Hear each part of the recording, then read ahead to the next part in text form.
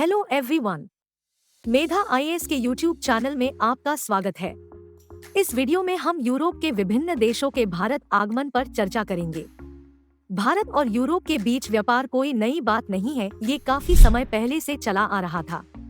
तब land route से व्यापार हुआ करते थे। फिर रोमन एम्पायर ईस्ट रोम और वेस्ट रोम में विभाजित हो गया और ईस्टर्न रोम की राजधानी बनी कॉन्स्टेंटिनोपल। जिसके बाद यूरोप में डार्क एज की शुरुआत हुई, जिस कारण ट्रेड रिलेशन समाप्त हो गया। 16वीं सेंचुरी में जब ये डार्क एज पुनर्जागरण के बाद समाप्त हुआ, तब एक बार फिर से यूरोप और भारत के बीच व्यापार की शुरुआत होने लगी। लेकिन तब तक काफी सारी चीजें बदल चुकी थी। कॉन्स्टेंटिनोपल का पतन ओटोमन एम्पायर ने 1453 में कर दिया था और ट्रेडिंग रूट यानी जिस रास्ते से व्यापार किए जाते थे उस पर ओटोमन एम्पायर ने कब्जा कर लिया था और उस रास्ते से गुजरने वाली सभी सामानों पर भारी टैक्स की वसूली की जाती थी, जिससे मुनाफे में कमी होने लगी। इसी कारणवश यूरोपियन कंपनीज एक ऑल्टरनेट रास्ते के तलाश में जुट गई।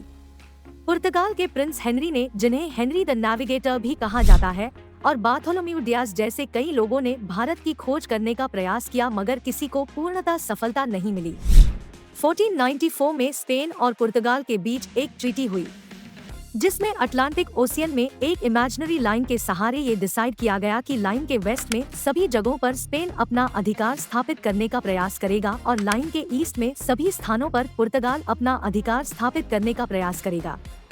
इसी क्रम में पुर्तगाल के एक नाविक वास्को डी गामा ने अपनी यात्रा शुरू की और अफ्रीका के केप ऑफ गुड होप से होते हुए भारत में कालीकट पहुँचे। इस क्रम में उनकी मुलाकात यहाँ के लोकल रूलर जामोरिन से हुई और इस प्रकार समुद्र मार्ग से भारत पहुँचने वाला पहला यूरोपियन देश पुर्तगाल बना। अब यहाँ आने वाले प्रमुख पोर्चुगीज की बात करें तो वास्को डी गामा के बाद आने वाले पोर्चुगीज हैं एल्वरेज कैबल। इन्होंने ही कालीकट में फैक्ट्री लगाने का कार्य किया था। उसके बाद फ्रांसिस्को एल्माइडा आए, जिन्होंने ब्लू वाटर पॉलिसी को अपनाते हुए पुर्तगाल की उपस्थिति को इंडियन ओशियन में मजबूत बनाया, जिसे कार्टाज सिस्टम भी कहा जाता है। इसके साथ ही पश्चिमी तट पर अंजेदीवा फोर्ट का निर्माण भी किया। इसके बाद अल्फोंसो अल्बुकर्की आए, जिसने बीजापुर के राजा से गोवा को जीता और साथ ही दीव को भी अपने कब्जे में किया। इन्होंने सती प्रथा को भी समाप्त किया और यहाँ के लोकल लोगों के साथ वैवाहिक संबंध भी बनाए। इन्हीं सब कारणों से इन्हें पुर्तगाल का रियल फाउंडर भी माना जाता है। अल्बुकर्की के बाद नूनो दा कुन्हा भारत आए। इन्होंने पोर्चुगीज हेडक्वार्टर को कोचीन से गोवा शिफ्ट किया और हुगली में भी अपने साम्राज्य का विस्तार किया। पुर्तगाल ने एक एक करके कई सारे स्थानों पर अपना कब्जा जमा लिया, जिसमें प्रमुख है गोवा, दमन दीव, कोचीन, कन्नौर, चेन्नई, नागपत्तनम और हुगली। यदि इनके योगदान की बात करें तो प्रिंटिंग प्रेस, तंबाकू, आलू इत्यादि तो इन्होंने दिया ही। साथ ही जहाज पर तोप से युद्ध करने की कला, मेटल क्राफ्टिंग आदि के बारे में भी बताया। पुर्तगाली धर्मांतरण पर अधिक बल देते थे। ये हिंदू और मुस्लिम बच्चों को पकड़कर उनका धर्मांतरण कर उसे दास के रूप में बेच देते थे। यहाँ तक कि इसने अकबर का धर्मांतरण करने का भी प्रयास किया, जो कि पुर्तगाल के पतन का भी कारण बना और पुर्तगाल धीरे धीरे कुछ ही हिस्से में सिमट कर रह गई। फाइनली 1961 में भारत सरकार ने इन्हें गोवा से भी निकाल दिया और इस तरह भारत में पुर्तगाल शासन का अंत हो गया।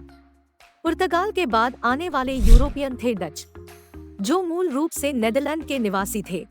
डच ईस्ट इंडिया कंपनी की स्थापना 1602 में हुई। ये मुख्य रूप से मसाले के व्यापार में इंटरेस्टेड थे। इसी कारण ये पुर्तगालियों से दक्षिण भारत का लगभग वो सारा हिस्सा जीत चुके थे जहां मसालों की उपज अच्छी थी। साथ ही इसने मलय पेनिनसुला का भी बहुत बड़ा हिस्सा अपने कब्जे में कर लिया था। भारत में इन्होंने अपना पहला हेडक्वार्टर पुलिकट में बनाया, फिर इसे नागपट्टनम शिफ्ट कर दिया। वहीं इन्होंने अपना पहला फैक्ट्री मसूलीपट्टनम में बनाया था। ये सोने के सिक्के भी बनाते थे, जिसे पगोडास कहा जाता था। इनकी लड़ाई ब्रिटिश और पुर्तगाल के साथ होती रहती थी। इधर ब्रिटेन ने 1757 में पलासी का युद्ध में जीत हासिल करने के बाद मीर जाफर को बंगाल की गद्दी दे दी थी, मगर फिर धीरे धीरे ब्रिटेन के रवैये से मीर जफर परेशान होने लगा और आखिर में उसने डच शासक से मदद मांगी। डच पहले से ब्रिटेन को हटाना चाहता था, इसलिए डच और ब्रिटेन में एक युद्ध हुआ, जिसे बेदरा या चिंसुरा की लड़ाई भी कहते हैं। मगर इस युद्ध में उल्टा ब्रिटेन ने डच को ही हरा दिया। इसके बाद एक समझौते के अनुसार डच भारत छोड़कर मलय पेनिनसुला में ही सिमट गई और ब्रिटेन मलय पेनिनसुला छोड़कर भारत में डच के सभी ठिकानों पर कब्जा कर लिया। इस प्रकार भारत में डच का अंत हुआ। इसके बाद आने वाला देश था ब्रिटिश। 1600 ईस्वी में क्वीन एलिजाबेथ के आदेश पर ब्रिटिश ईस्ट इंडिया कंपनी की स्थापना हुई और इसे सिर्फ 15 साल के लिए ईस्ट में व्यापार करने का एक्सक्लूसिव राइट दिया गया। बाद में जेम्स I ने 15 साल की सीमा को बढ़ाकर कंपनी को हमेशा के लिए ये अधिकार दे दिया। जेम्स I ने 1608 में कैप्टन हॉकिंस को औरंगजेब के दरबार में भेजा, जहां औरंगजेब ने ब्रिटेन को सूरत में कंपनी लगाने की अनुमति दे दी। मगर इससे ब्रिटिशर्स खुश नहीं हुए और उन्होंने थॉमस रो को औरंगजेब के पास दोबारा भेजा, जिसके बाद औरंगजेब ने इसे भारत में कहीं पर भी कंपनी लगाने की अनुमति दे दी। इसके बाद ब्रिटिश ने आगरा, अहमदाबाद आदि में कई सारी फैक्ट्रियां लगाई। उस समय साउथ इंडिया में विजयनगर एम्पायर की शक्ति भी कमजोर हो रही थी। इसका फायदा उठाते हुए ब्रिटिश ने साउथ इंडिया में अपनी पहली फैक्ट्री मसूलीपट्टनम में लगाया और धीरे धीरे साउथ में भी अपना विस्तार करने लगे। इसी क्रम में मद्रास में सेंट जॉर्ज फोर्ट का भी निर्माण कर दिया। आगे चलकर ब्रिटिश ने गोलकोंडा के सुल्तान से गोल्डन फरमान भी हासिल कर लिया, जिसके अंतर्गत साल के 500 पगोडास के बदले में ब्रिटिश को हर तरह की टैक्स से छूट दे दी गई। इधर बंगाल एक बड़ा व्यापार का केंद्र था, जिस कारण हुगली में भी ब्रिटिश ने एक फैक्ट्री बनाया।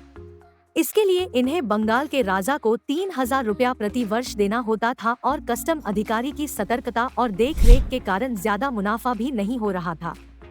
इस सब से बचने के लिए ब्रिटिश ने बंगाल के गवर्नर शाइस्ता खान से फैक्ट्री के किलेबंदी यानी फोर्टिफिकेशन की बात की, मगर शाइस्ता खान ने इसे नहीं माना, जिस कारण अंग्रेजों और मुगल के बीच तनाव की स्थिति पैदा हो गई, जो किसी न किसी रूप से समय समय पर छोटी मोटी लड़ाई में तब्दील हो जाती थी।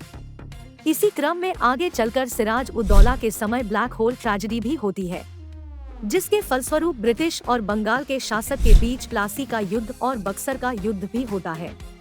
इन सभी युद्धों के बारे में हम विस्तार से किसी और वीडियो में बात करेंगे।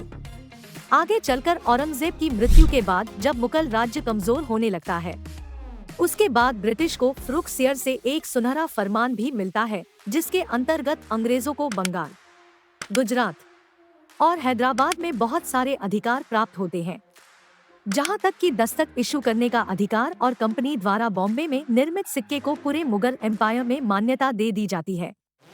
इधर ब्रिटिश के किंग चार्ल्स द्वितीय की शादी जब पुर्तगाल के राजा की बेटी के साथ होती है, तो उसे मुंबई दहेज में दे दिया जाता है, जिसे 1668 में किंग चार्ल्स 10 पाउंड वार्षिक दर पर कंपनी को दे देते हैं।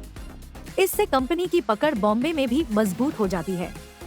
ब्रिटिश के बाद जो यूरोपियन भारत आए वो थे डेनिश, जो मूल रूप से डेनमार्क के निवासी थे। डेनिश ईस्ट इंडिया कंपनी की स्थापना 1616 में हुई।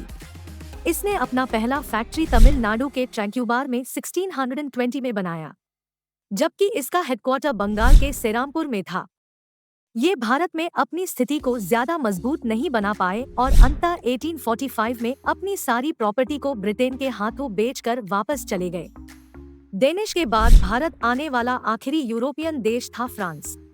इन्होंने पहला फैक्ट्री 1667 में सूरत में लगाया और फिर मसूलीपट्टनम, चंदन नगर, माहे, कासिम बाजार आदि में भी फैक्ट्री लगाते चले गए।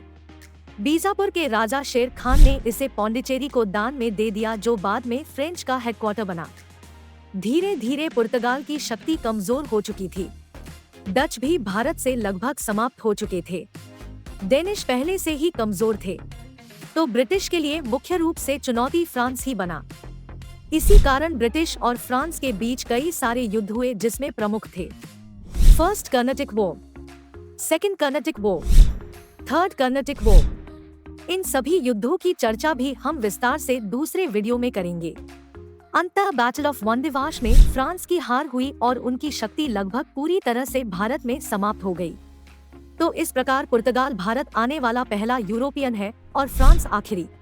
मगर यहाँ ध्यान देने वाली बात यह है कि भारत से वापस जाने वाला अंतिम यूरोपियन पुर्तगाल है, जो 1961 में गोवा छोड़कर वापस गया।